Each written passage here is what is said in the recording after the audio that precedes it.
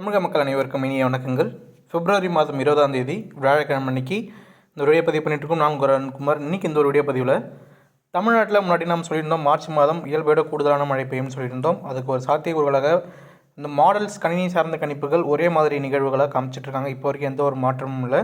இன்றைக்கி இந்த ஒரு வீடியோ பதிவில் வருகின்ற ஞாயிற்றுக்கிழமை அன்னைக்கு மேலே ஒரு குறைந்த காற்று சுழற்சி உருவாக இருக்குது. ஒரு ஞாயிற்றுக்கிழமை முதல் செவ்வாய்க்கிழமை இடைப்பட்ட காலகட்டங்களில் இந்த இடைப்பட்ட காலகட்டங்களில் வங்கக்கடலில் ஒரு குறைந்த காற்று சுழற்சி உருவாக இருக்குது. இது அதிகபட்சமாக ஒரு தாழ்வு நிலையோ ஆழ்ந்த காற்றழுத்த தாழ்வு பகுதி வரைக்கும் போகுமே தவிர புயல் வரைக்கும் போகிறது வாய்ப்பு கிடையாது. இன்றைக்கி இந்த ஒரு வீடியோ பதிவில் இதன் நகர்வு எப்படி இருக்கலாம், எப்படியெல்லாம் மழை இருக்கக்கூடும், எந்தெந்த மாவட்டங்கள் பயன்பெறும், எத்தனை நாட்கள் மழை இருக்குங்கிற ஒரு தகவல் நம்ம சொல்ல போகிறோம். ஒரு டீட்டெயிலான எக்ஸ்ப்ளனேஷன் இருக்க போது. அதுக்கு முன்னாடி இது வரைக்கும் நம்ம சேனலை சப்ஸ்கிரைப் பண்ணாத நண்பர்கள் மறக்காம சேனலை சப்ஸ்கிரைப் பண்ணிட்டு வீடியோ பாருங்கள். அப்போ தான் நம்ம பதிவு செய்யக்கூடிய வீடியோ பதிவுகள் உங்களுடைய நோட்டிஃபிகேஷனுக்கு வரும். மறக்காமல் சப்ஸ்கிரைப் பண்ணிக்கோங்க. வாங்க வீடியோ பதிவுக்கு போகலாம். அப்பார்ட் ஃப்ரம் வெதர், அதாவது நம்ம முன்னாடி எப்படின்னு சொல்கிறது தான் நம்ம சோலார் பேனல் இன்ஸ்டாலேஷன். உங்கள் வீட்டுக்கு வந்து பார்த்திங்கன்னா ஒரு 2000 மேலே கரண்ட் பில் வந்ததுன்னா நீங்கள் சோலார் பேனல் இன்ஸ்டால் பண்ணிக்கலாம். அது வந்து கவர்மெண்ட் சப்சிடி அமௌண்ட்டோட நீங்கள் இன்ஸ்டால் பண்ணும்போது உங்களுக்கு லெஸ் அமௌண்ட் வரும். நீங்கள் அது வந்து பார்த்திங்கன்னா ஒரு 7 வருஷத்துலேயே நீங்கள் போட்ட அமௌண்ட் எடுத்துகிட்டு மிச்சம் 25 வருஷம் நீங்கள் லாபகரமாக ரொம்ப யூஸ்ஃபுல்லாக இருக்கும் அந்த ஒரு ஸ்கீம். அதனால் அந்த ஸ்கீமை யூஸ் பண்ணி உங்கள் வீட்டுக்கு சோலார் பேனல் இன்ஸ்டால் பண்ணிக்கோங்க. ரொம்ப பயனுள்ளதாக இருக்கும். இப்போ வந்து ஒரு வரைபடத்தில் நீங்கள் வந்து பார்க்கும்போது தெரிய வரும். அதாவது இலங்கை அருகே வந்து பார்த்திங்கன்னா 26ஆம் தேதி ஒட்டி ஒரு குறைந்த காற்றழுத்த தாழ்வு பகுதி நகர்ந்து வர மாதிரி காமிச்சிருக்காங்க.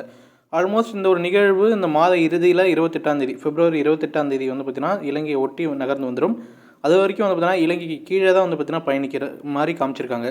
இது வந்து பார்த்திங்கன்னா இப்போ வரைக்கும் ஒரு புரளி மாதிரி வந்து பார்த்திங்கன்னா அதிகமாக பேசிகிட்டு இருக்காங்க. அதாவது இது வந்து ஒரு புயல் சின்னமாக உருவாக போகுது, தமிழ்நாட்டுக்கு இதனால் பாதிப்பு அதிகமாக இருக்கும், தமிழ்நாடு நோக்கி புயல் வருது அப்படிங்கிற ஒரு எப்பயும் போல் ஒரு பருவமழை காலகட்டங்களில் எந்த அளவுக்கு ஒரு பேச்சு வருமோ அப்படி தான் வந்துட்டுருக்கு. ஆனால் இது வந்து புயலாக உருவாகுமான வாய்ப்புகள் குறைவு.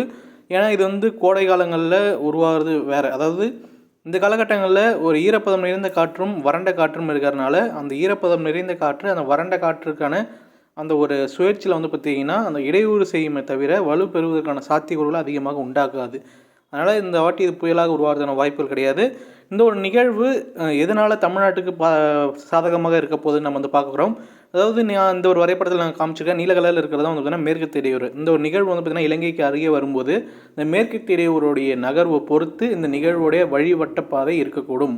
அதாவது கடந்த காலகட்டங்களில் வடகிழக்கு பருவமழை காலகட்டங்களில் நம்ம வந்து சொல்லியிருக்கோம், ஒரு நிகழ்வு உருவாகுதுன்னா அந்த காலகட்டங்களில் இந்த மேற்கு இடையூறு வந்துச்சுனாலே அது வந்து தடங்களாக ஒரு அமையும்னு நம்ம சொல்லியிருக்கோம். அதாவது வந்து வெஸ்ட் பெங்கால், ஒடிசா அந்த பக்கம் தான் ஒரு புயல் சின்னமோ ஒரு காற்றழுத்த தாழ்வு நிலையாக நகரும். ஆனால் இந்த காலகட்டம் இந்த ஒரு நிகழ்வு ஆல்மோஸ்ட் வந்து பார்த்திங்கன்னா இலங்கைக்கு பக்கத்தில் வந்ததுக்கப்புறம் தான் இந்த ஒரு மேற்கு இடையூறுடைய வருகை இருக்கிறதுனால ரொம்ப கொஞ்சம் டிஸ்டடாக இருக்க போது. அதாவது இந்த ஒரு நிகழ்வுடைய நகரும் நேரமும் அந்த மேற்கு இடையூறு நம்மளோட இந்தியா பேசினுக்கு வரக்கூடிய நேரமும் ரொம்ப ரொம்ப முக்கியமாக நம்ம இந்த காலகட்டங்களில் நம்ம வந்து பார்க்குறோம். ஏன்னா இது ஒரு 2 நகர்வை பொறுத்து தான் தமிழ்நாட்டில் மழை இருக்க போகுது. இந்த இன்கேஸ் இலங்கை பக்கத்தில் வந்து இந்த மேற்கு இடையூறு வந்ததுன்னா தமிழ்நாட்டில் ஓரளவுக்கு பரவலாக பல்வேறு இடங்களில் நல்ல மழை பெய்யும். நம்மளுடைய கொங்கு மாவட்டங்கள், தென் மாவட்டங்கள், டெல்டா மாவட்டங்கள், வட மாவட்டங்கள் என பல்வேறு இடங்களில் நல்ல மழை கிடைக்கும். இந்த ஒரு நிகழ்வு ஒரு அரபிக்கடல் நோக்கி நகரும் போது மேற்கு தொடர்ச்சி மாவட்டங்கள் சிறப்பான மழை பெறும். அதனால் இந்த ஒரு நிகழ்வுடைய நகர்வு தினந்தோறும் மாடல்ஸ் வந்து பார்த்திங்கன்னா மாறிக்கிட்டே இருக்கும். ஒரு நாள் வந்து பார்த்திங்கன்னா சென்னையில் நல்ல மழை காமிக்கும், இன்னொரு நாள் வந்து பார்த்திங்கன்னா கடலூரில் நல்ல மழை காமிக்கும், அதே இன்னொரு நாள் வந்து பார்த்திங்கன்னா ஒட்டுமொத்த தமிழ்நாட்டுக்கு நல்ல மழை காமிக்கும். இதெல்லாம் எதை பேஸ் பண்ணியிருக்குன்னா அந்த மேற்கு இடையூறு வருகின்ற காலகட்டத்தை பேஸ் பண்ணி தான் அந்த ஒரு மழை வந்து பார்த்திங்கன்னா தமிழ்நாட்டுக்கு இருக்க போது. இந்த ஒரு நிகழ்வுடைய நகர்வும் மேற்கு இடையூறு நகர்வும் ரொம்ப ரொம்ப முக்கியம். அதனால் இப்போ வரைக்கும் நம்ம வந்து பார்த்திங்கன்னா இந்த மாவட்டத்தை தான் மழை அதிகமாக கிடைக்குங்கிற ஒரு தகவலை நம்ம சொல்ல போகிறதில்ல, இந்த மண்டலங்களுக்கு மழை அதிகமாக இருக்குன்னு. ஆனால் ஒரு அப்ராக்சிமேட்டாக சொல்லலாம் தென் மாவட்டமும் டெல்டா மாவட்டமும் கூடுதலாக மழை பெறப் போகிறது.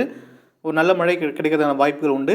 அதை தவிர்த்து நம்ம மேற்கு தொடர்ச்சி மாவட்டங்கள் ஒரு 70% இப்போ வரைக்கும் உறுதியாகியிருக்கு. அது வந்து இன்னும் நம்ம போக போக பார்க்குறோம். இந்த ஒரு நிகழ்வு அரபிக்கடலுக்கு நகர்ந்தால் மட்டும்தான் மேற்கு தொடர்ச்சி மாவட்டங்களுக்கும் நல்ல மழை கிடைக்கும். இதை தவிர்த்து வந்து இந்த நிகழ்வுக்கு அப்புறம் மழை இல்லையா அப்படின்னு நீங்கள் வந்து ஒரு கேள்விக்குறி இருக்கும். மார்ச் முதல் வாரம் வரைக்கும் நம்ம வந்து இந்த நிகழ்வுனால மழை இருக்கும். இந்த 28ஆம் தேதி பிப்ரவரி 28க்கு மேலே மார்ச் 5ஆம் தேதி வரைக்கும் இந்த நிகழ்வு காரணமாக மழை இருக்கும். அதுக்கு மேலே மழை இருக்கா இல்லையாங்கிற ஒரு கேள்வி அனைவருக்கும் இருக்கும். நம்ம முன்னாடியே சொல்லியிருக்கோம். அதாவது ஒரு 4-5 நாளுக்கு முன்னாடியே சொல்லியிருந்தோம், மார்ச் மாதம் இயல்பை விட கூடுதலாக இருக்கும். முதல் 2 வாரம் வந்து பார்த்திங்கன்னா ஒரு பீக்கான கண்டிஷனில் நல்ல ஒரு மழை கிடைக்கும்னு. அது மாதிரி தான் வந்து பார்த்திங்கன்னா மார்ச் டில் ஒரு 15-16 வரைக்கும் தினசரி மழை இல்லைனாலும் வாரத்தில் 2 மழை 3 மழை நல்ல மழை தமிழ்நாட்டுக்கு இருக்குது. அப்படி ஒரு காலநிலை தான் வருகின்ற நாட்கள் நம்ம தமிழ்நாட்டில் இருக்க போகுது. அடுக்கடுக்கான நிகழ்வுகள் உருவாகிறதான வாய்ப்புகள் உண்டு. அதுபோல் வந்து பார்த்திங்கன்னா மேற்கு இடையூறும் அதுக்கு சாதகமான நிலையில் இருக்கலாம். அதனால் இந்த ஒரு மேற்கு இடையூறுடைய நகர்வு அந்த ஒரு காலகட்டத்தை பொறுத்து தான் வருகின்ற நாட்கள் தமிழ்நாட்டில் மழை அமைய போகுது. மழை வருவது உறுதி. அது எந்த இடங்களில் மழை பெய்யுங்கிற ஒரு தகவல் தான் நமக்கு வந்து 24 மணி நேரம் முதல் 48 மணி நேரத்துக்கு முன்னாடி சொல்ல முடியும். அதனால் வங்கக்கடலில் வருகின்ற வாரம் வந்து பார்த்திங்கன்னா வார இறுதியில் உருவாகக்கூடிய காற்றழுத்த தாழ்வுநிலை படிப்படியாக அதோடைய நகர்வு நம்ம கண்காணிக்க போகிறோம். கண்காணிச்சுட்டு அதோடைய நகர்வு எந்த திசை நோக்கி நகரும், அதோடனால மழை எங்கெங்கே அதிகமாக கிடைக்குங்கிற ஒரு தகவலோடு நம்ம வந்து தொடர்ந்து நம்ம வந்து கண்காணிச்சிட்ருக்கோம். நம்ம தகவலும் கொடுத்துட்ருப்போம். அது மாதிரி வந்து பார்த்திங்கன்னா தயவு செஞ்சு இப்போதைக்கு இந்த ஒரு புயல் சார்ந்த ஒரு தகவல் எதையும் உங்களுக்கு வந்தாலும் நீங்கள் அதை வந்து பரப்பாதீங்க. மழை சார்ந்த அந்த வானிலை படத்தை தயவு செஞ்சு இப்போதைக்கு பார்க்காதீங்க. நான் முன்னாடியே சொன்ன மாதிரி தான் பல வாட்டி நான் ரிப்பீட் பண்ணுறேன். அதை இந்த மேற்கு இடையூறுடைய நகர்வு அந்த காற்று சுழற்சியுடைய நகர்வும் இரண்டை பொறுத்து தான் வந்து பார்த்திங்கன்னா அந்த கணினி சார்ந்த கணிப்புகள் அந்த ஒரு மழை சார்ந்த படங்களுக்கு காண்பிக்கும். அதனால் வந்து பார்த்திங்கன்னா டெய்லி மாறும். நம்ம ஒரு 48 மணி நேரம் ஒரு 3 நாட்களுக்கு முன்னாடி தான் வந்து பார்த்திங்கன்னா ஓரளவுக்கு அக்யூரஸிக்கு வர முடியும். அதனால் இப்போதைக்கு எதுவும் அதை வந்து ஃபாலோ பண்ணுறதை அவாய்ட் பண்ணிக்கோங்க. நம்ம சைட்லேருந்து கொடுக்கக்கூடிய தகவலை நீங்கள் கண்டினியூஸாக பாருங்கள். அப்போ தான் உங்களுக்கு என்னங்கிறது தெரிய வரும். நம்ம இந்த ஒரு வீடியோ பதிவு இதோட நம்ம முடிச்சுக்கிறோம். வீடியோ பதிவு பிடிச்சா லைக் பண்ணுங்கள். உங்களுடைய கேள்வி இருந்தால் கமெண்ட் செக்ஷன் கமெண்ட் பண்ணுங்கள். மறக்காமல் இந்த ஒரு வீடியோவை உங்கள் நண்பர்களுக்கு ஷேர் பண்ணுங்கள். உங்கள் வீட்டுக்கு சோலார் பேனல் போடுறதா இருந்தால் மறக்காமல் என்ன காண்டாக்ட் பண்ணுங்கள். என்னுடைய டீம் வந்து உங்களுக்கு போட்டு கொடுப்பாங்க. மீண்டும் அடுத்த ஒரு வீடியோ பதிவு சந்திப்போம். தொடர்ந்து இணைந்தீர்கள். நன்றி, வணக்கம்.